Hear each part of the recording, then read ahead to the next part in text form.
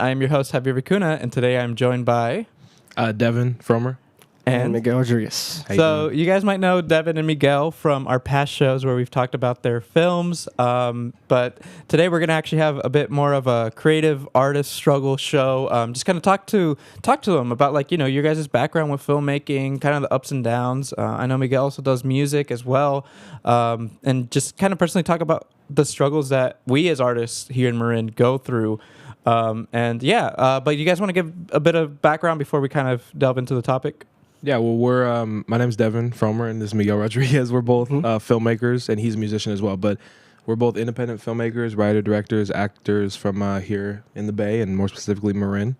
And Great. And Miguel, or I guess Devin and Miguel, what projects have you guys been working on as of late, right now?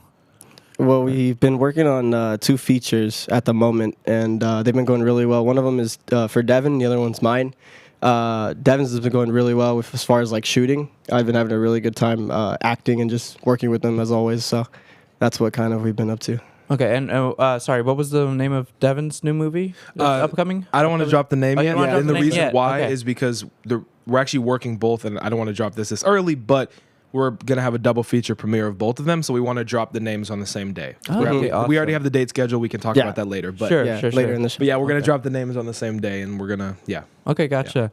Well, thanks for sharing that, guys. I'm really looking forward to talking with you guys about, again, kind of the ups and downs with the films that you've been doing. So let's kind of start with Boys. So Boys was the most recent feature film that you guys have come out with. Well, it was Miguel's film, but Devin, you were co-produced. Yeah, we co-produce every other, Yeah. and we tend to, even if I don't write it, we tend to just bounce ideas off each other. Like, there's so many of our movies we could have a story by credit for both of them. Yeah, you know right. what I mean? Like there's even on that movie Boys, there's a story credit for Luke. Shout out to Luke because he helped us come up with like an idea for like the ending and stuff. So like, he gets a little credit there. But yeah, whenever you see like a film from like me or Devin or even like Jesse, it's always gonna have all 3 of our names attached to it because we all help each other produce it or write it or whatever. Yeah. All different bunch of hats that we. And I'm in Boys too. Yeah. But as are you. But So I mean, speaking of Boys, so that was that movie was long. It's like 2 hours. About that's the longest one we've done. I think it's the longest one so far that we've done. Yeah. Is it longer than Streets? I think Streets is 219. Streets is 219. So this one's the second longest one. Yeah. But it's still Boys is still long. Still long. 2 hours and 12. I think is how long it is. Yeah. So still I mean, that was how do you guys even get through the editing process? Right. Let's do that. For Streets and Boys, them being like over 2 hours long, how do you guys like kind of make those decisions in which you need to cut? I'm sure there's a lot of cut scenes. Yeah. Right. There's a lot of deleted scenes and stuff. Yeah. They usually what we do is I edit the scenes after we shot them and we get them into like the timeline and everything, and then once we start getting like chunks of the movie, we start to watch them together. I always show them like, okay, this is what I have so far, and we start going through like, okay, cool, this scene works, why does it work, blah blah blah. And if there's a moment where we're like, okay, cool, this scene doesn't work, here's the reason why this scene drags, this scene, and then we keep watching the rest of the movie, and then we get to like maybe halfway through the movie, we're like, okay, this feels a little long, so we run the movies by each other and all 3 of us, and we all kind of like, we don't always like take notes or anything, but we all keep in mind like, okay, runtime, is this helping with the story, is helping with the plot, whatever we need to pay attention to, and that's how we get to through the editing and process of telling the story. And because the thing is, and Miguel actually got me on this process, and it just works for, I don't know if we've actually ever explained I think you did on the other interview, but what we do is just because it works with our process, because we're not working with actors, we're working with family and friends who have their own lives, and it's hard to schedule sometimes. We'll finish a day of shooting and we'll put that in and he'll edit that, or at least not even necessarily edit it, but look at it immedially. Right. So that way there's not, you don't wait till the end like, oh man, we got to reshoot this. Oh, this kid's, our friend is at college, or so my brother had a new baby. We can't, so that helps. So we're kind of, when we watch those, it's kind of just like, does this look good? Are we happy with this? It's not even necessarily runtime related because you're talking about 2 hours. Because it's like, it doesn't matter if a movie's 80 minutes or 3 hours. Like if it's good, it's if it's good, doesn't you're not matter. gonna, Yeah, right. absolutely. And that's a great point. Yeah. When I'm watching films, like for example, I think the longest, well, not the longest, but the most recent long movie that I remember watching was the Batman movie. Yeah, I mean, 2022 yeah. Batman. That was a long movie, but it did not feel. Oh yeah, long. there's Yeah, it so was many. great. Like Wolf of Wall Street's 3 hours, and the pacing of that movie Yeah, it that feels like movie also 90 minutes. doesn't. Yeah. And there's 80-minute movies where I'm like, bro, I want to. Like Morbius is like, well, I don't know, and it's like it feels like 3.5 hours because it's just it really depends. So that's kind of why we edit as we go because it just helps. And so you guys were talking about like scheduling conflict, Yeah. and trying to avoid that as much as possible. I know one thing that I've definitely heard was that, or I want to understand a bit more, is during the filming process for any of your movies, any of the films. Yeah. What's kind of been? How do you deal with? I guess let's say you recorded a whole scene. I'm sure this has happened. You recorded a whole scene, and then there's just one thing that just messed it up completely, and you're just like, "Dang, how are we gonna get through?" I mean, I'm Problems going to give like an that. example for myself, and then you go should give one for Yeah, boys go because he's in one of the example for Yes. boys. Oh yeah. But I right. can give an example for my movie, my first one, Bus. My co-star in the movie, Alex Pologlu. At the beginning of the movie, the idea when we started filming during summer of 21, the idea was, we're gonna finish it all before he goes to college. Didn't happen. Didn't happen. So it became a game of he's back for Thanksgiving. I have him for 3 hours. We're gonna film as much as we can. So there was a scene that we filmed summer of 21, and he'll remember this. It's the argument scene towards the end of the movie, and it just was killing me. It just wasn't what I wanted. That's such an important scene. I was like, it's not what I wanted. But he was gone. I couldn't film Yeah, it. you couldn't. Yeah, I that's waited. It wasn't until summer 2022, the beginning of summer June, when I could film that again, and it was like matching continuity and all those things. But it's just Way better. It's just like because it's kind of a blessing and a curse when we don't have budgets to or like time to worry about because you kind of can do stuff like that, but Right. also it's the waiting game. Oh, he's not back for another. That's like why in boys, we do so many of our makeup effects because we have a makeup artist who's like she's so good and dope, but she goes to college. We're not like besties or anything. She's not Yeah. here all the time, so it's like it's a struggle. But that's an example Yeah. for me of like waiting and I'm struggle blanking on the example that you said for boys. with like Is with it- with Al. He's saying because you shot a scene, Right, And then, Al- so like okay. yeah, there was a whole sequence. So 'cause you that's were- the scene that you were in, right? You're The right. one that you did with Jesse and Alan. Originally, it was supposed to be, they go to you and they talk to your character and get like the info they need and go do the job that you give them. But what ended up happening was when I was editing it and on the day, we could notice that Alan wasn't giving, 100%, yeah. 100% in the performance that I wanted. and it's for not the character. that's a good point. It's not always obvious when you're doing the scene. Yeah, yeah, and from absolutely. being on set with you guys a couple Absolutely. times, you really get into the scene, right? So Oh, yeah. So like one of the things that you're not really. That's why it's important to have like a crew, like a production crew, because they're at least paying attention to that, Yeah. right? And you have multiple people seeing the same thing. Yeah. But when you guys are kind of like a smaller crew, right?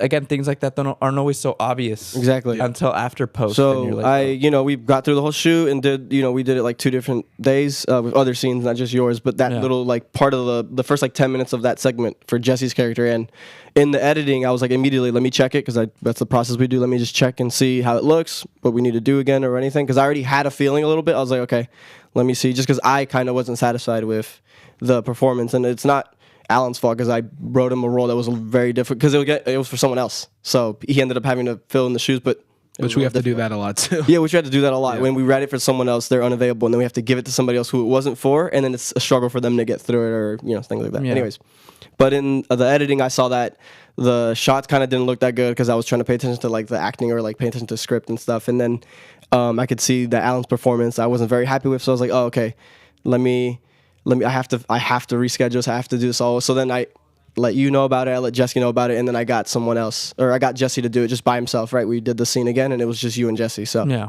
that ended up working out way better. We saw the scene in the Yeah, we saw it play out. And even though, personally for me, like when I had to re-record it again, I felt a little bit more, I guess, prepared for it this time around, Yeah, right? Because yeah. it's like I already did this scene That once. Again, right? it's a blessing and curse because it's like, Yeah. we did this shit or we did this already. Yeah. But then it's also like, we did this already. There's did this no already. there's We no can- nervousness. Yeah, There's exactly. no like we did that also works vice versa. That works the same with like rehearsals. Right. Like for like any of the fight scenes in Boys, if we didn't rehearse, like for Jesse's segment, we did a whole other fight. It was a 2v1. Had to throw it all the way out because it just didn't work. You know what I mean? You gotta. That's for scheduling reasons or whatever. Yeah, but exactly. yeah. Yeah. And then there was, and kind of thinking about it from a camera operating or more technical point of view. I mean, I'm sure there's been scenes where maybe the image has been too overexposed or too dark. Plenty. and Yeah. We have plenty of times where like the shot is out of focus and or out of focus. Yeah, that's like, probably the worst. Right that there. one's that one's. I feel like overexposed is like that one, and out of focus is one of the most annoying things. Well, the thing about overexposed, and again, he started on an iPhone, so like that. No matter like how good the app was, it's like every movie we did on iPhone was like there would be like so many shots where it's just like this is just blown out. But you can't really control that, right? But overblown, you can at least with color correction kind of fix it. You can a little bit, kind of and sometimes but you lose a lot of detail. That's true. That's but you know, sometimes it's like we can make it work because what's on screen is important and like people are paying attention. Yeah, but, absolutely. Bro, there's been days where we filmed the whole day and out of focus. And Out it's of focus, just like that's. But awful. again, that's why we do the process that he put me onto, because if I didn't look at it the day of, I wouldn't know. And then if he waited till like, okay, let's edit this timeline, let's edit all this stuff like months later or however long later, right? He wouldn't have noticed till then. And we could have been shot it again. You know, like we could have reshot it. And it's not even necessarily editing it too. It's just looking at it. Yeah. Like just being like, oh, You this don't is even, out of focus. yeah, not even editing it. Like you could look at the footage and just see like a couple shots and be like, this stuff is out of focus, or like you know, mistakes, and then just immediately know to do it again. Absolutely. I think one of the things too that I find interesting, again from being able to help you guys with a few scenes and being able to record for you guys, is, and I've heard this from other just from recording an actual movie, is like you guys use manual focus, for everything. There's no autofocus. So there's, I mean. Have you guys used autofocus before, or what's the reasoning for you guys to use manual focus? Is just to make sure that it's just not what you do, really. Like I mean, exactly. It's like one of those unbroken rules. I'm sure there's so many indie movies that have done it just because it is easy, right? For example, on the X-T3, the Fujifilm X-T3, the first camera that we had, maybe it didn't. Oh, because we're using like cinema lenses, which don't even come with. Oh, don't even come with autofocus. That's right. But it's also just like you want the control of where, because again, anytime the camera's on something, whether it's a close up, all the manual control, you're telling the audience what to look at. So if you're determining on the camera to, even if it's a Sony where it has the best autofocus in the world, it's still something doing that. You want to make sure, it's focused on Miguel, or it's you know. So that's kind of why I imagine there's plenty of movies. And I mean, if it works for what you want to do, I guess it's fine. But for us, it's what he said. We want to show you. We want you to look at what we want you to look at. So that's why we love to have the control of like, this is in focus, this is out of focus, all that stuff. So that's why we. That's why anytime you see like a crazy rack focus in a movie, you're like, wow, because a focus puller is like the focus. Well, that brings me to my next point. Is like in these actual movie production, like in the big scale production, there's one single person who's in charge. With a little monitor, doing the focus pull and everything. Exactly. One day, soon, but one day, But well, thanks for sharing that, guys. I kind of wanted to move on and kind of talk more about. Okay, so you guys have made quite a few films now. Yeah. And Devin, you're working on your second feature film. Yeah, my second feature, and then his fourth. But I'm leaving this question to the both of you. Is what have been some of the roadblocks you've run into like, let's say, entering your movie into a film festival, or even entering your movie to be shown here in Marin? Is there anything specifically in Marin that you see has been tough in terms of like trying to get your films like just out there? You know what I mean? Like to the. I mean, I'm gonna. What were you say? Do you mind if I start? Oh yeah, no, go for it. Just because I know you have way more to say about. Yeah. Mine's kind of like. Oh no, go. Yeah. For as far as like festivals and stuff, the only reason I haven't submitted is because I just missed. That's literally what I was gonna say. Yeah, I just missed the deadline. I really have. And I also at one point, even before like, I'll submit. I don't know why, even though I knew it was like, I knew what we were doing and like how the films looked, they were great. But for some reason, I always second guessed myself before I actually did it, and I was like, and that delayed me even more. But I knew that like what I've worked on is something that I want to show to Right. So, and then just missing the deadline and having that happen like once or twice, and I'm like, okay, but that makes me more determined to be like, no, this time I'm not gonna do that, and I'll make sure and not overthink it, right? And not overthink it. Yeah. Mm-hmm.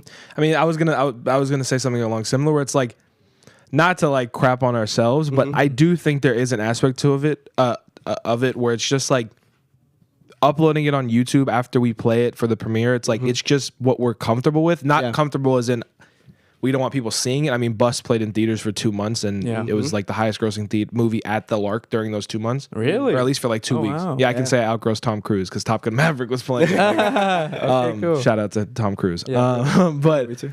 I lost my train of thought. Oh yeah. So we're just used to finishing it, putting it on YouTube because we're just used to it. But I do think there is an extent of just wanting to push because Bus, I submitted it to. Yeah. I did. I that's what I was submitted gonna it say, to what like you did 15 festivals. It got denied out of all of them, which is who cares? But it got denied.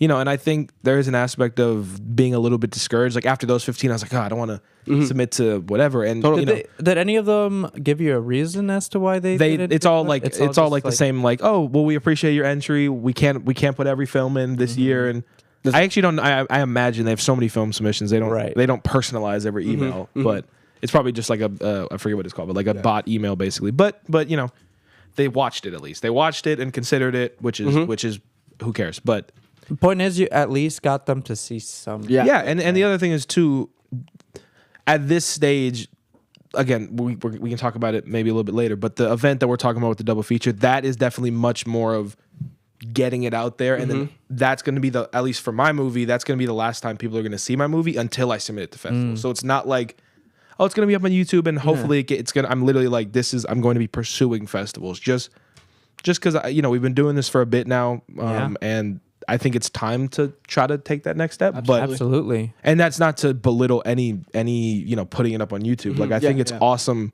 You get some really great short films, great full feature films. To put on YouTube. To put a 2-hour movie that we filmed on an iPhone for 5 months or 3 months or whatever it was, way back in the day, just out there is like that. There's such like a power to that as an artist where you're just like, I'm putting this out there. Whoever sees it, I'm not getting paid for it because we have like 50 subscribers. So it's like there's a, but that's not as long lasting as something. But it is in a way too because Boys is always going to be on YouTube. Yeah, like it'll always be there. And they do great too. Yeah, they do. Boys has high views, Bus has high views. So absolutely, it's really cool. But yeah. I mean, out the top of the head, you guys know which of your movies is the most viewed? I think Boys. Boys. But his is right behind mine. But has mine surpassed Man in the Mask? I think it did. Dang, because Man in the Mask is like 2000. I usually just check the most recent one, which is Boys. So and then How to Save the World, which is both of our favorites of Miguel's. Is like bro, it has like 500 views, which is like great. But we love that. Watch it. But more people should watch it. Right. So okay, well, thanks for sharing that, guys. And I think it's Devin. I think the fact that you've been able to just submit your films to so many different film festivals and just kind of be like, okay, I got rejected from 15 places, but I'm not letting that kind of bring me down, right? Yeah. I guess, I mean, what has kept you so motivated, right? Because you've been this is a great question to ask you too. What keeps you guys so motivated after doing this for so long now? I mean, you guys have been doing this for almost 10, 11 years? I mean, if you want to, if you would consider, be super technical about it. If you want to consider Aftermath the first time we've worked together, that was 2020, end of 2020, or Brian technically. So we've been doing stuff together, 2020 till now. So it's 4 years, and then he's been doing stuff since 2019. 2017. Because we both have we filmed that we've tried to make a Spider-Man movie freshman year of high school. So technically we've been doing stuff for a while, but there was a long period where he was doing his solo stuff and I was really just focusing on school. That's why I said 2017 for me. Because even after that, I was like, let me just do little stuff. And even if I didn't, all the different versions of Robert, all the a million different versions of my original short film. But we've been doing it for a while. Yeah. So to answer your question, I mean, there's two things. One, I can't really I can do my best to explain it, but there's just something in me that loves movies so much that I need to. I can't do anything else. Yeah, it's your creative outlet. It's your way of. It's just I imagine it's the same thing for a musician who can only play one instrument, but they can play it really good, and they people are like, oh, you should learn. They're just I love the guitar. That's it, and it's I wish I could do other stuff, but one thing I love so much is movies, and I love the art form. I think it's amazing. The experience is great, and I think. The other aspect of it is this is a little bit more of the young man one, but it's kind of just I want to be one of those guys. I want to prove people wrong and be one of those guys who showed that he believed in himself, and not necessarily because people didn't believe in me, but more so oh, you're making movies at 18. Cool. Okay, cool. Yeah, Good for you. but no, it's like no, it's And more it's than like, that. It's more than that. I mean, Yeah. with everything we've been through, like just as far as our own personal lives since we started working on it, if we didn't love this, if this was just like a hobby, I mean, it is a hobby, but if we didn't love it, we would have stopped. We would have stopped by now. I know something about all the kids, like especially in all of our age, where it's like they did YouTube skits or whatever, and like it was fun. They had that freedom, but then they stopped because they were worried about what people think. And like I remember freshman year when we were doing our Spider-Man movie, people were like laughing at us. Yeah, but we didn't care. Oh no, we didn't care, but it was just like Because you people guys would were be just like, recording scenes there. in school, and like right? people would be like, "Oh, you're recording your Spider-Man movie," and it's Yeah. like, who cares? But it's just you kind of just. Well, you have got to to just- start somewhere. Yeah, Everyone yeah. starts somewhere. But I mean, just so proving people wrong for me, and also just because I love nothing more than movies. But that's for me. I would love to hear. No, I completely agree with the. And again, it's not like people are not supporting me. I have plenty of people. You know, we both have plenty of people that support us and love that. Love that we're pursuing what we love, right, and everything. But just having, like he said, since I've been doing it since 2017, I've always felt like a little bit of like people are like, see, oh yeah, like you're young, you're just doing this for now, like That's blah, blah, cute. blah. Yeah, I was like, oh, that's cute, like but yeah. Spend Yeah, 6 months of your hear life that on a it. lot, Oh, it's yeah. I even like it. I also just like I know I don't love movies as much as Devin. Like Devin watches like everything, and I do love them a lot. But I think what I love more is the way you can tell a story and get like through the art form, get like a feeling out, or get like these things that you've probably been through and stuff like that out. That's what I love about like filmmaking and all that stuff. So that's what really helps me, like, because I always experience stuff just in life, just past stuff or stuff that's gonna happen or anything like that. And I think that helps me want to either like tell a version of what's happened in my life, or like tell stories that I thought of, and I'm like, oh, let me see what people would probably think of like this cool story, or like random stuff. I don't know. I really like that part of it. Yeah, I think it's just like the reason why I love movies so much is it's literally what you're saying, because every kind of art is expressing yourself, and movies is the only art form where you can use every other kind of art form to Exactly. Movies involve photography, dance, stuff, music, A lot, Music, so many. sound. writing, Yeah. Sound, like every aspect of any kind of art you can put in a movie. And I think Exactly. that's why it's so, 'cause you're expressing yourself using everything. absolutely, And I think that's literally what you're saying, where it's like, yeah. absolutely, yeah, that's exactly what I meant. Yeah. And one thing I also wanted to ask is, have you guys ever gotten like negative feedback in person, like told to your face about any of your movies? As in like critiques of the critique- or film, or you critiques- mean yeah, like critiques of the what we're films. doing? Or of what you guys are doing? I don't think we've gotten like bad feedback like in person, and I hope like people don't think that we like not that like they're not avoiding us, like, oh, but they're gonna get mad at us if we say something like that. No, like we would take any kind of critique just to like hear what people think. We don't just want to hear positives. Like we would love to hear like maybe what didn't work for some people, stuff like that. But Yeah. off the top of my head, I kind of can't think of anything that like people. I mean, it was really interesting because the first thing we really, again, because we did all the stuff on YouTube, but the first thing that was like for a full audience was Bus. And Right. to see people post reviews of it, because I don't have Facebook, so I would like, my dad at the time would be like, oh, look at this random person post a review that he barely knew. So it wasn't just like family friends. Interesting. Cool. So it was really cool for Bus specifically because people would talk about, oh, the cinematography was whatever. So it was really cool because that's kind of the fun. I think that's another reason why I love it. I like being judged in a weird way. Like I don't care, but I like being judged because I like my stuff. I'm like expressing myself, so I want people to. Well, you're getting You new can't put it perspectives. out And if you, new yeah, and you perspectives have on your like movies. the way that you're thinking Yeah. of it, and then you want to see what people think Yeah. of. Like, yeah, I mean, as far as like bad stuff though, I mean, I outward, especially because maybe what Miguel's saying too, a lot of the people that see our stuff are family friends or people. Right. So maybe there is an aspect of, oh, we don't want to hurt their feelings. But like for boys, I asked like my cousin Matthew, who's an editor, what do you thought? And he gave a long review. My dad used to do that even more harshly, Yeah. but that's just because he loved us. But Matthew gave a long review of Boys, really critiqued it, really whatever. Yeah. And doesn't hurt our feelings, Yeah. but it's just like all of those things are valid. So Yeah. we never really. And as far as like personal life, I mean, again, it's just like, oh, you're doing movies, like go to Yeah. college, like shit like I do that. want to but- say the thing. Remember when my mom told you at the bus premiere? Yeah. So my mom was. Oh, like, that was the most heartwarming. Please, yeah. we both got like teary and we're like, when she told us. But my mom was, and shout out to my mom, though, I love you. She was really hard on me specifically, like you with curfew and just a bunch of stuff. And I'd be telling her, and it'd be the summer of 2021. We were working on Devin's first movie, and I'm like. And I kept trying to explain to her, Mom, this is like a real thing. He's gonna premiere it. I need to be there to shoot this and do this and that. And she would like be like, and she had the mindset of like when I was doing my stuff on the phone, and for some reason because it's on a phone, it's not like It's not Yeah, legit. it's There's it's no not legit crew. or whatever, right? That's what I Right, thought. yeah. She probably thought. Anyways, and I told her, no, mom, the movie's done now, and I've gotten in trouble for being out late. I've gotten for helping him out or whatever. Got the And cops called on us. Got the Like, cops calling us. All this other stuff. All this stuff, like, and not even for his movie. But She was feeling stuff. very discouraged. Exactly. By you going out there. Yeah. Yeah. And then the premiere happened, and she came, and she loved the movie. She was like crying and laughing and having an amazing time.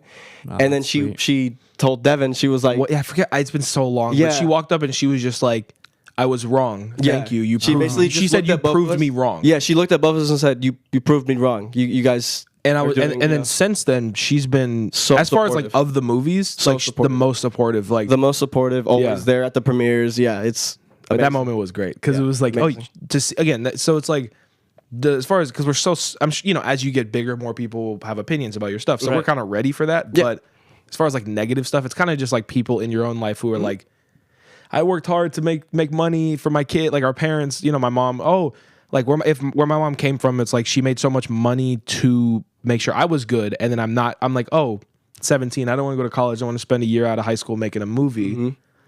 She's like, I love you and I believe in you, but No. Yeah, but no, Yeah, exactly. no, yeah. Exactly. So that's the thing, and that's I think those are the true tests of how much you love something, because it's like, and this is not to belittle how hard any other art form is, but especially with what we do, it's like none of the things, as much as it's the Devin and Miguel thing, none of this would happen without our loyal friends, family. Yeah.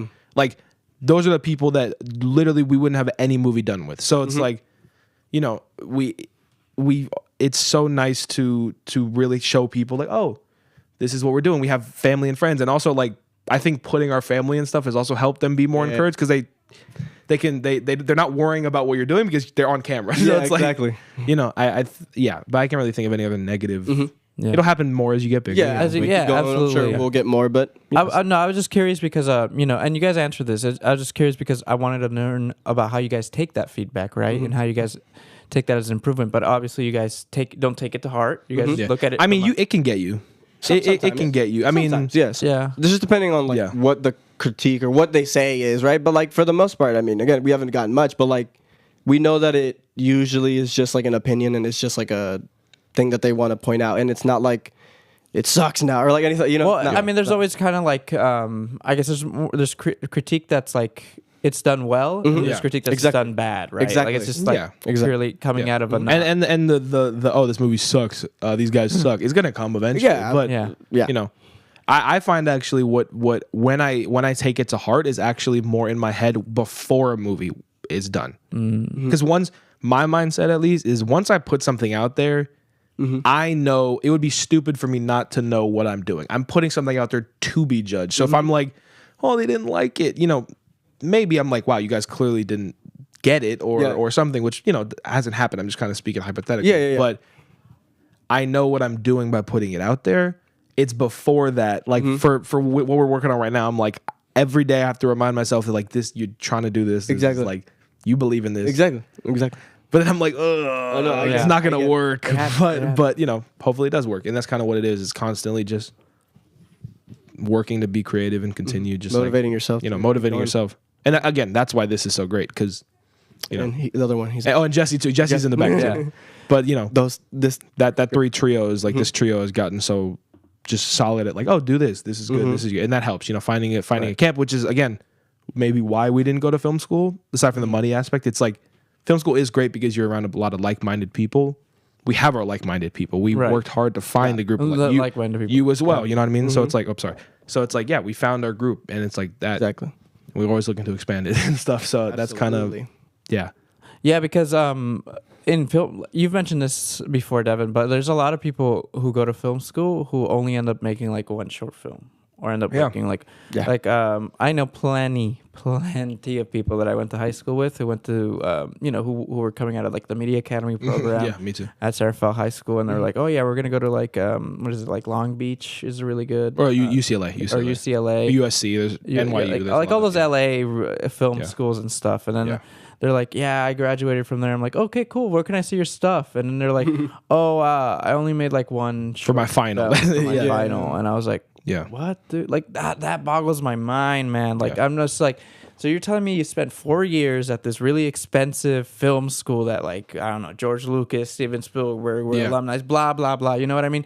To me, it's like you didn't. That to me is just kind of like, wow, like how do you spend so much time there, and then the only real thing you got out of it was a short film that wasn't even like a film like that you really like did. It was more of like for a final, right? Like you're saying, like for a final, for an assignment and stuff, and then now they're just not doing any work related to a film, or not even thinking about pursuing, like, you know, making a movie or something. You know what I mean? So I think, like I said, the option you guys took, I know, Devin, like you were saying, like, you know, I was a little upset at first about you not going to college at the beginning, but it's at least you still managed to make that work. Oh yeah, and also you're still doing what you love doing, right? And that's mainly the main reason why. Because, like, again, these people that go to these 4-year colleges, I feel like they get too caught up in the academic side of things, and not too much in the, like, actual doing it, right?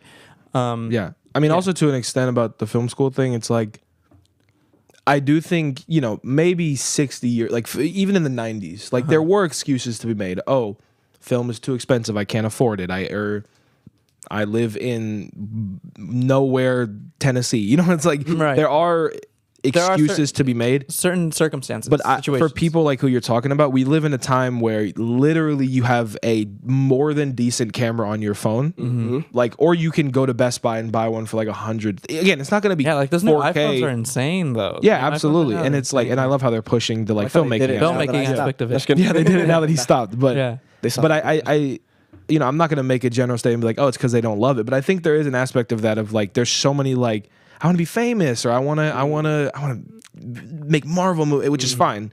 That's all fine. But there's a reason why those people are the ones that only have one short film. It's because they don't love it.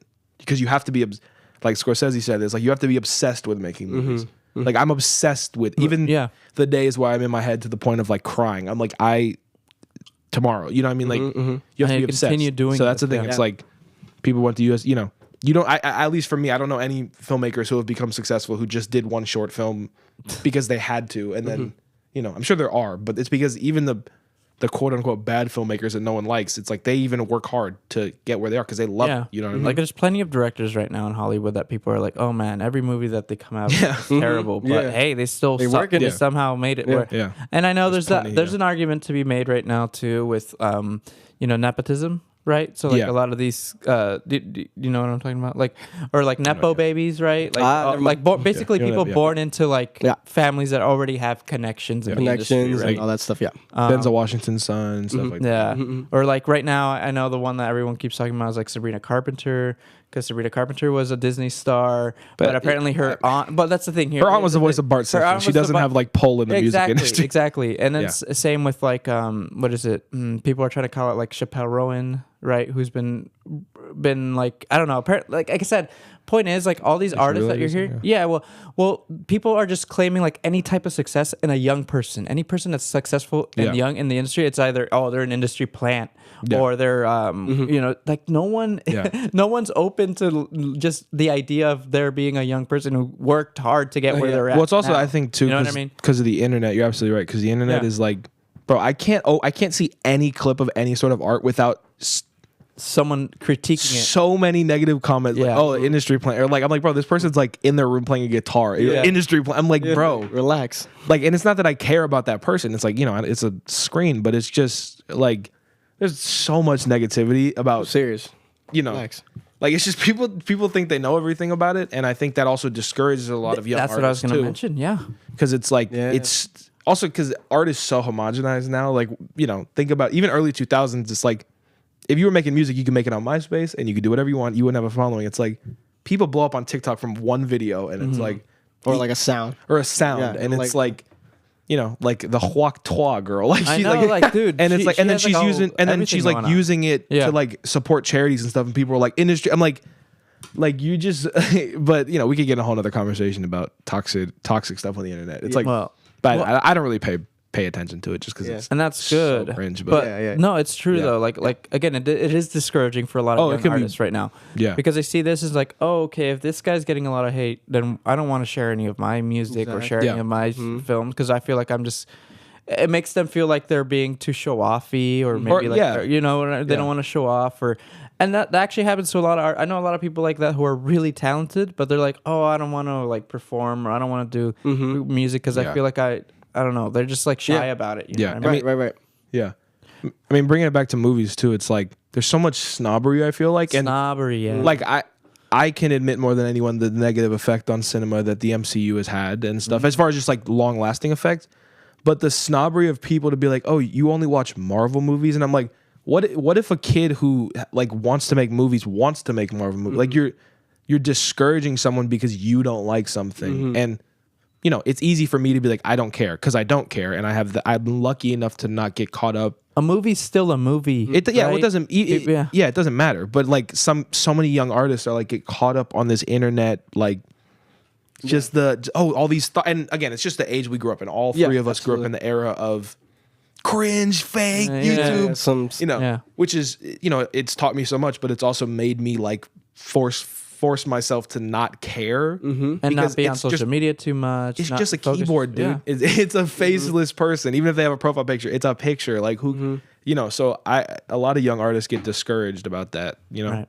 Did you want to add to that, Miguel? No, just other than that of being discouraged. I mean, I feel like if you love something enough to want to like do it, just do it. Don't worry about like what people are gonna say about it. Because we have plenty of times with, I'm sure. I mean, I did at least. I don't know about you, but I've had people be like, oh, again, they like take it as like, oh, you're just a kid doing that stuff, and maybe sometimes they made fun of me. That didn't stop me. Yeah. I just kept going. I kept doing my thing. Yeah. You have a love for the art that you're doing. Exactly. Yeah. You gotta be resilient. Yeah. You gotta be resilient. You're gonna be so kind of moving gears. I wanted to ask a bit more. So, what's kind of the plans right now with the double feature? We literally, me and Miguel, literally like 2 days ago, he was like leaving the house, and I was like, "Do we want to drop about the double feature?" He was like, "Yes." So, hear it. So basically, the idea this is my sort of idea I had, because we weren't actually we were kind of working on 2 movies, but they were so sporadic due to like scheduling stuff. So every time we've had a premiere so far, Bus, Streets, How to Save the World, and Boys. All 4 of those original premieres have been basically we just rented out the movie theater, like which a lot of theaters you can do. The Lark Theater, yes. Yes. You can do it at the Rafael, I think, too. I don't know their rates or anything, but so they've all been free. When you rent out a theater, you can charge, but the idea was, we're just family and friends. Let's just have people come. Now, for the first Bus show, because the original idea was to put in festivals, I put out like a donation box. I was like, hey, family and friends, public, if you guys want to help out, go for it. And a lot of people supported. Yeah. Way more than I thought. And then Bus played for 2 months. That was because there was a demand for it in the community. People were asking about it on Nextdoor and stuff. So the theater guy came to me and was like, hey, you want to play it? So that made money. But as far as the other 3, they've just been Miguel renting the theater out, us renting the theater out. Luckily, they like us because for real. Yeah, we regulars. Yeah, well, because we bring a lot of young people and families, which they don't have, which they don't, and young people and family buy concessions. So they have like the biggest concession nights with us. So 2 things right there that I wanted to mention is one, yes, it is really hard to get young people. I think there's actually in general there's been less people going to the movie. Oh yeah, right now. I mean, I think it's been a good year though. It's been a good year. It's been good actually. Yeah, Deadpool, Wolverine, helped a lot. Yeah, there's been a lot of, and there's also been a lot of flops. But I feel like the past from Top Gun Maverick 2 years ago. Everything Ever All at Once, cinema's kind of back, and there's no shortage of bad movies or good movies. It's just less people go to the theater. But why do you think that? Well, it's streaming. That's the simple answer. Yeah, it's streaming. You can access anything in 5 minutes. Yeah. Well, the pandemic brought that. No, I mean even before that. But yeah. Really? Oh yeah. I mean, pandemic was more just like cinema's gonna die, and I'm like, that's not true. But a lot of theaters closed down during the pandemic. Like even the Lark. Like as someone who just knows a lot about their history now because working with them so much, it's like. They would have closed down. They're nonprofit, so they have donations from the community. Or otherwise, they would have closed down. Wow. So yeah. But streaming's kind of the main. Yeah, streaming's the main one that I was gonna say too. Yeah. Before streaming, you had to. Even when we grew up, it's like ordering a DVD from Netflix. Or you have to or Redbox or Redbox, going to the rental. Like we're just part of the old enough part of Gen Z to where there was Redbox, Blockbuster, Silver Screen Video. Oh man, I love Silver Screen. Or Betty's Flicks in Larkspur. Yeah. Right by where the theater is. Yeah. Yeah, so about the double feature. So yeah, I came to Miguel with this idea of, because they really like us there, how would you feel about doing a double feature? And he was like, I guess. No, I thought at first I was like, okay, and I was wondering like, so do we want to play both of the movies? Blah, blah, blah, all that stuff. And we talked about it, went over it, and then he started telling me like we should have a intermission, and, you know, we could just Like hang old out. school double feature old school stuff, double yeah. feature, and we were like, okay, and then we started fleshing out ideas, and Yeah. eventually we came to the conclusion that it would be a fun night, specifically, you know, and we also did we say that we were gonna have people charge? Oh yeah. So that was the other. So that was where that was like my negotiating side, because I just wanted to make sure he was cool with it. Also because for anyone who's gonna come in November, November 26th. I don't want to. Yeah. So that's November 26th. That's the Okay, date. that's the 26. date. All right. Date. Time around 6. I don't want to say a time yet, Yeah, 'cause we not don't know yet, for sure. not yet. But Around 6, but the two movies that we're playing couldn't be more different from each other. You know, typically, especially with like older double features, it would be two like-minded movies, two horror movies, two drama. You know, like our movies are very same different, kind of stylish. very very different. But I think that's kind of going to be the fun of it, because Yeah. it's really going to be a contrast. Yeah. People are going to really see Miguel's new movie, Devin's new movie, and I think that's going to be cool. Yeah. Because so- other than Boys, that's only been the real release this year, right? It's crazy to Was say. it this year? That's how fast we release stuff. People are like, "Oh, you only had one feature this year? Crazy." Yeah. Well, Boys Was that this year? That was- Boys finished in December, and then we Oh, yeah. premiered it in January, just because January. people Right, were yeah, back for right, another break. yeah, But yeah, Right. yeah, Oh yeah, I even did it like right by when we did Streets the year before. Yeah, that's what I Yeah, remember. yeah. Yeah. I'm starting to forget now. No, because I remember there was a year. Well, I think maybe last year, right? You guys came out with a lot of. Well, film. 2023 we had good- Streets and How to Save the Streets World. and But How again, to Save the Streets World. was filmed December, so Streets was filmed in finished. 2022, but then Yeah. we released it January 2023, and then How to Save the World from like February all the way through like May, and then Yeah. released in June. Let's just say this has been the longest pause for Miguel to stop working. Okay, Yes. that's what it is. Because he's just been writing this thing for so long, and Yeah. also, you know, he's really this is the project that, again, we're not dropping names yet, but the project that he's working on really he's been writing for a while. But Yeah, and I'm very excited though with how it's gonna been be good. going, and it's gonna be fun. I mean, I've talked to you about it. Javi's in You're it gonna be again. it. Javi's in both of our movies, actually. Yeah, Javi's in both of our movies. Yeah. So we were talking. So I like wanted to make sure Miguel was cool with it, and then I started talking to the general manager at the Lark, and instead of us renting it, I pitched to him. I was like, "How would you feel about the Lark putting this on as an event? You know, making yourself look good, showing people that you're supporting young minority filmmakers, which." No matter how popular the Rafael is, we've even talked to some of the people there. They're begging people to like, oh, we need young people, but they don't do a good job of getting Yeah. them. Yeah. I Not no totally disrespect, get because that. they're trying, I guess, apparently. But so the showing, like, I was like, if the Lark does this, putting on a double feature, 2 new movies with 2 people with an audience, young local minority filmmakers, it's gonna bring an audience. Well, isn't it? I mean, one thing that's always boggled my mind, and I think is really interesting about Marin County, is that we have Skywalker Sound here, right? We Oh have yeah, Lucas- dude, like we literally have so many local, like George Lucas would like literally drive lives in San around Anselmo, here. like he'll just be whipping it by, and like. You know, there's a lot of. I mean, David Fincher's from Marin. I didn't know that for years. The guy who made Fight, David Fincher. I knew that because apparently a guy knew him from work. He's a manager of like patrol, like valet. Yeah, where I work at. there's a lot of local people. Like Santi's just adding right here. She's commenting about the Raphael Theater. They just don't try. They just Yeah, I don't even think it's a lack of. Yeah, I mean, they just don't try. So, Yeah. and you know, not that the Lark tries, but it takes young people like us to get them to try. You know, with anything. So, Absolutely. It's just, So- and it's also, I mean, it's not. It's one thing to not try it, and it's also a thing. It's like the thing about like calling, like again, talking about the theaters here. It's really hard to even connect with young people right now because everyone is. Oh, yeah, that's the other Yeah, thing, that's too. the other thing. Especially this generation right now of young Yeah. people. You don't want to be like they're always on their phone. Yeah, They're that's always why it's kind of like a they don't want to go risk. watch a movie. You know what I mean? Yeah. Or they don't want to go unless it's like again like Deadpool, Wolverine, popular, something Tentpole, super big. Yeah. So Yeah. I understand that aspect too right now. Yeah. It's really hard to connect with young people right now. that's why I'm nervous and excited for the double Yeah. feature, because we're like, oh God, are people gonna sit through 2 movies? Luckily, they're not 2 long movies, but still, it's like, you know, people are trying to go on their phone. People want to text their girl. People Yeah. want to text their man. want to like, go home after it too. People want to go home. So it's like, it's our goal was to make it an event. You know, there will be food, like not just like the theater food, but like we're gonna try to have food in the middle. You know, Okay. What kind of We'll food? be, no idea yet. Yeah. we'll be mingling. You guys are gonna cook the food? We're gonna no. we gonna- no, we probably our moms. Are we gonna have Moss juice? Which they don't know. I was thinking about it, maybe catering mom. Anyway, regardless, that's all gonna come later. But yeah, Yeah. and you know, doing a Q&A after with Yeah. and you know, to have all the cast and crew. So that's kind of the idea. Oh, we gotta get a picture. Sorry. Yeah. Oh yeah, of both movies cast. That'll be fire. Awesome. Yeah, let's do it. Yeah. So you know, it is kind of scary, and that's why I think.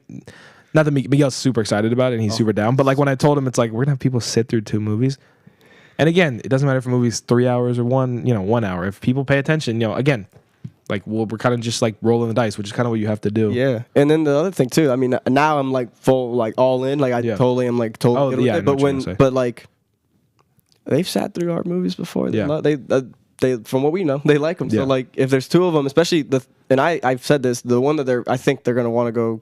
They're gonna want to watch both of us. But your second movie, dude. Like, they're gonna want to sit there and wait for that and watch it. So. And I think the other aspect he was kind of like nervous about was the charging. Yeah, that's what I got. Because I mean, it's valid. Well, the thing is, I knew from my experience that was not incorrect, but people want to support us. Like again, when Bus was like, when the guy was like, "Hey, you want to play Bus for 2 months?" I was like, "All right, no one's gonna come see this movie. My whole family saw it already." And then he was like, "Oh, people are coming to see it." I was like, "Awesome." Bet. So people like supporting, and I think that's another thing, because kind of bringing it back to the main topic of this episode, it's like, a lot of people get nervous about like, oh, no one's gonna support me, no one's gonna, or charging for their art, and there's nothing wrong with that too. And again, that's something kind of that I definitely struggled with, which is why we were having a conversation about that. But continue. That's a good thing about the internet too. Like so many people have websites that they set up. Like, oh, $10 for my art or whatever. I think that's you can't be nervous about that. And if you're just doing it for hobby, that's the beauty of YouTube. I mean, I know people who their job, they put out feature films, like Joel Haver, like they put out feature films on YouTube for free, and that's their art. Which is fine, and we do that. That's literally what we do.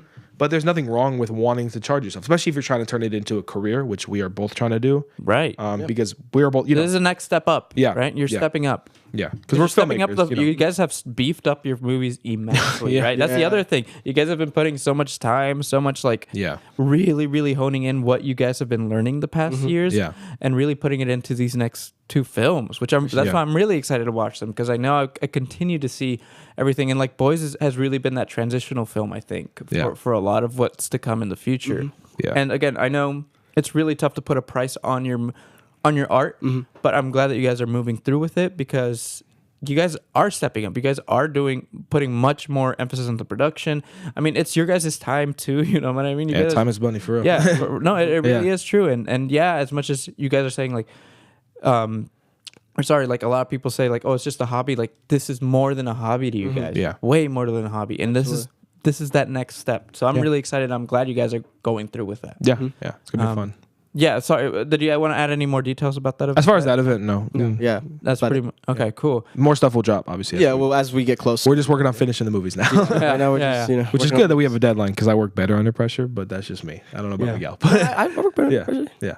You work good in general. Miguel's very efficient. Well, speaking about like writing, right? So Miguel, I know you're writing still. I think right now, right? What's been the struggles with that? And I know there's creative blocks. Everyone gets into creative blocks and stuff like that. How you been dealing with it?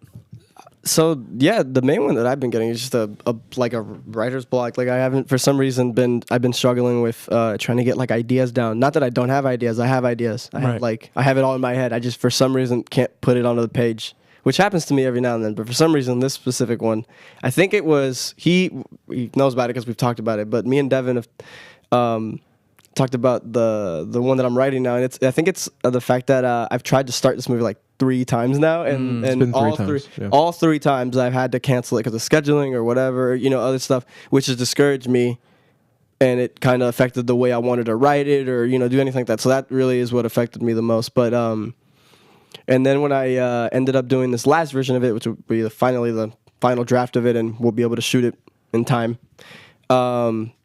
It just it's been a struggle trying to get it done. I don't know. Yeah. Yeah, and I mean, even just thinking about how hard it was. But now I've gotten into sorry to interrupt. I've gotten into the flow of like I got idea. I just texted him. I was like, I got this part done. I'm almost there. I'm like, keep going. Yeah, keep going. 3 exclamation points. Keep going. And do you just feel like these ideas just sort of come to you, huh? Like let's say you're outside one day or you're at an event or something, and then all of a sudden things click in your head. Yeah, I mean, has it happened to you? Because it happens to me a lot. Absolutely. I mean, we all hang out outside of this, and I mean, we've had moments where like this would be a good shot, like we have So I've had that. I have that all the time. I call it like a filmmaker's brain. Like I literally at work, like an hour ago, I was walking by like an office and everything was turned off except one lamp, and it was like orange. I was You're like, like, ooh, that would ooh, look that's nice. cool, Yeah, yeah, yeah. So I mean, and that's just a shot idea, but like, I just from watching stuff, movies, videos, whatever, listening to music, just being out in the world, Just seeing hanging other out, forms of the just- same art, exactly. or just being outside, or just being out in the world and experiencing just random things. Doesn't matter, all that just helps stuff click and helps you come up with more stuff and things like that. So Yeah, absolutely. yeah. Yeah. Yeah, because I think some of the strongest writers are the ones that have had lived experiences, right? Yeah. A lot of what they're writing, or it's coming from a place where they have experienced it firsthand, so they understand the emotions, the realities that come through with these storytelling, right? Yeah, With exactly, yeah. storytelling. Devin, do you want to add a kind of about your creative process? Sure. I mean, as with far as writing, yeah, which- writing. it's funny. He's talking about filmmaker's brain, and it's like I think I love directing so much, but where I have the most fun, or I mean, no, because being on set with actors is so It's a fun. lot of fun. Yeah, it is. What was I say? But I don't like. I hate editing. I do it, but I hate editing. I know, yeah. I hate all the pre-production, but writing is my favorite. I love it so much because it's somehow the most miserable thing ever, but also the most fun. It is. Because you Because see it all you're come together. the freedom of creativity. At least speaking only for myself, my brain goes to crazy places as far as freedom of creativity. As far, and I don't mean like crazy as in like, oh, the ideas or concepts. I more mean like You can do anything. it's scary that you can write anything. Not for me. I mean, like it's like, oh, you look at a blank page and you're like, I gotta finish this based on this like skeleton of an idea, and you're like, oh god. So I find, for me, again, I'm sure he has ideas from. We talk about them all the time. We have ideas for movies. I get ideas for movies every single day.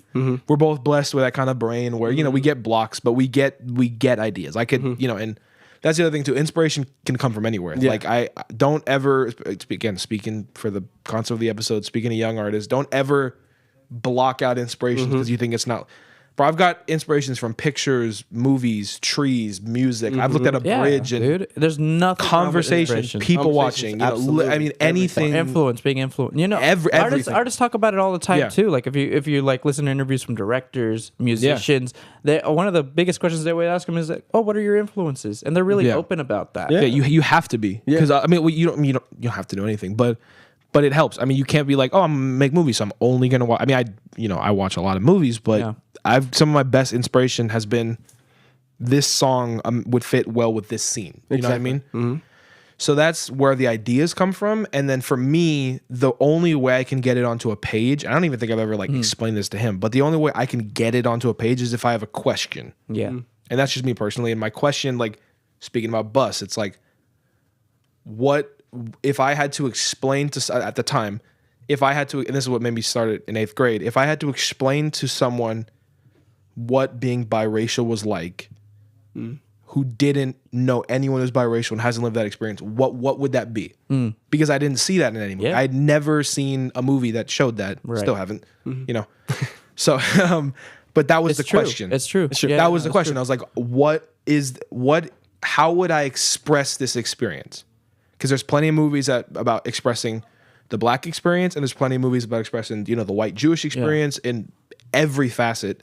There's no movies I had seen about expressing what it's like to be both. Yeah. So I was like, cool. So that was the question. So you For took example, that. Yeah. yeah, or for example, with the movie I'm working on right now, not to say anything about the movie, but my father passed away last year. So my question I asked myself, I was like, what do I imagine purgatory? Like, what is my dad currently going through? Not necessarily wouldn't relate. Like, with if I could let my mind go free, what is he going through? And then that led to me creating the concept of the movie, and then that was answering another question. And the question, just to like hint at things, the question was like, if you had to, because when you remember moments, you remember your life, you only remember moments. You don't remember every Thursday. Yeah. You remember this specific, or the day I met my girl, or the day my mom slapped the crap out of me. You know what I mean? Like, So I was like, if you had to remember your life in moments and only saw it as moments, which ones would you pick?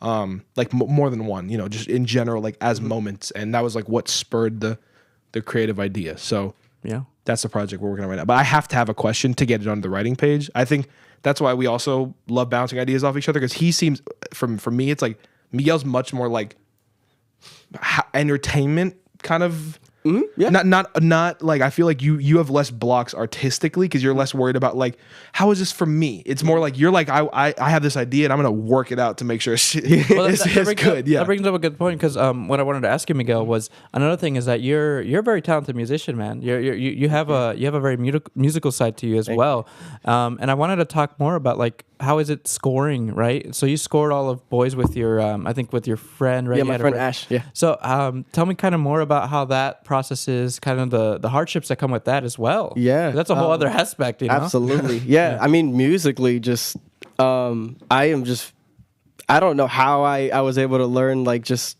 I guess it was from when I used to make beats when I was in high school. I used to make like just beats and stuff, like, you know, a little like MIDI and stuff. Yeah. I never learned. I know what chords are, but I never learned how to play the piano. Nothing. You were never in any music classes. I was never in any music classes. The only class I took was the guitar class. In But that school. guitar class is lame. Lame. And I didn't learn guitar. And now I know guitar, but I didn't. You know, so it doesn't matter. Anyway. But as far as like scoring, it's really interesting because when we did Streets, because I've actually scored all of my movies. Yeah. Streets, the first one, I did it with Ash because he had more musical like ability and like ideas than I did. I have a lot, but like it's hard for me to put get it into down. paper and equipment too. Yeah, and equipment. Yeah. But it was a little easier for him to help me out with like, okay, I have an idea. Can you make it sound like how I imagine it sounding, whatever, right? And he could get it down. But then when we got to the second one, because I was watching him, we're helping out a little bit, and we also, me and him are in a band together, and we make music. We started being able to bounce off each other really well, and I learned how to do it kind of myself, like how to come up with the idea myself and be able to play it, like, you know, get it down or get it onto the scene or whatever, right? And the only difficulty with that was just figuring out where I want like a piece of music to go, where I want a song to go, where I want this to go, where is there no music or anything like that, right? So just figuring out where the moment was right to put like a piece of music, any kind of song, you know, score, and where not to it was like one of the hardest parts for me, because I know he kind of knows I love music so much, and I would put it, when I used to edit, you know, the iPhone ones, I would put it in every scene, there'd be some kind of score, and then I learned. So actually, quick question: Yeah. When you were filming, do you have like music in the back of your head while you're filming? Like, do you like play something in your head and you're like, you know what? Whenever we're doing, even now, I'm like, I even have like an idea now of like the end credits like type song I want for the movie I'm doing, right? And I'm like, and I know you get ideas about it all the time. Yeah, well, I write it into my script. So I'm like, Exactly. I know we can't license this song, but this is the song I would use. So that's what kind of helps me. I'm like, okay, cool. This is kind of like the idea I have. And then Like for Boys, you put in all the music you would want, and then you found local artists that had the right vibe. Yeah. So that was one of them too. Is when we did remember Boys, I was telling Ash, I was like, okay, cool. So